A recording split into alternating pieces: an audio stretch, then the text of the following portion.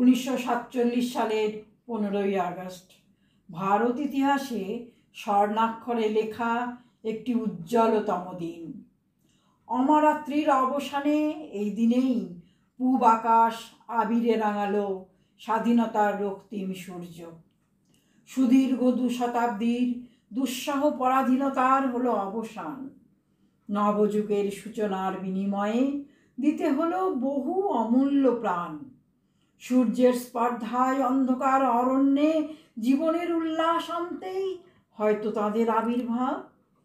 ক্ষুদিরাম প্রফুল্ল চাকির দল শৃঙ্খল মুক্ত দেশ ও মাতৃকার মূর্তি হৃদয়ে এঁকে গাইলেন জীবনের জয়গান, করলেন মৃত্যুবরণ। মহাত্মা গান্ধী স্বদেশ প্রেম রূপান্তরের জ্বলন্ত বহ্নি শিখায় দিলেন বিশ্বজননীর পূজায় আরতি।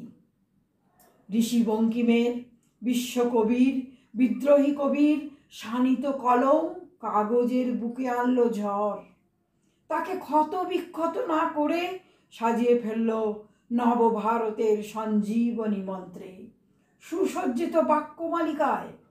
ব্রিটিশের রক্তচক্ষু অগ্রাহ্য করে চরম আত্মত্যাগের নৈবেদ্যে দেশ ও মাতৃকার পূজায় অর্ঘ্য সাজালেন মুক্তিপথের বিজয় পথিক, স্বাধীনতার অদম্য সৈনিক নেতাজি। তাঁদের জীবন কাঠির পরশে মৃত প্রায় সমাজের সমাধির বুকে জাগল প্রাণের স্পন্দন। ভারতবাসী পেল বহু আকাঙ্ক্ষিত স্বাধীনতা। আজ সেই শুভ দিন, আজকের এই পুণ্য লগ্নে সেই সব মৃত্যুঞ্জয়ীদের উদ্দেশ্যে জানাই শতকোটি প্রণাম। আজ দেশ জুড়ে মহা সমারোহে পালিত হচ্ছে ৭৮তম স্বাধীনতা দিবস। পথ পথ করে উঠছে ভারতের জাতীয় পতাকা।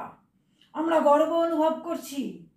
তবে স্বাধীন দেশের নাগরিক হিসাবে গর্বিত হওয়ার সাথে সাথে প্রত্যেককে সতর্ক হওয়া চাই। বহু কষ্টে অর্জিত এই স্বাধীনতা যেন উচ্ছৃঙ্খলতায় পরিণত না হয়। আমরা আশাবাদী ভারত আবার জগৎ সভায় শ্রেষ্ঠ আসন লাভে।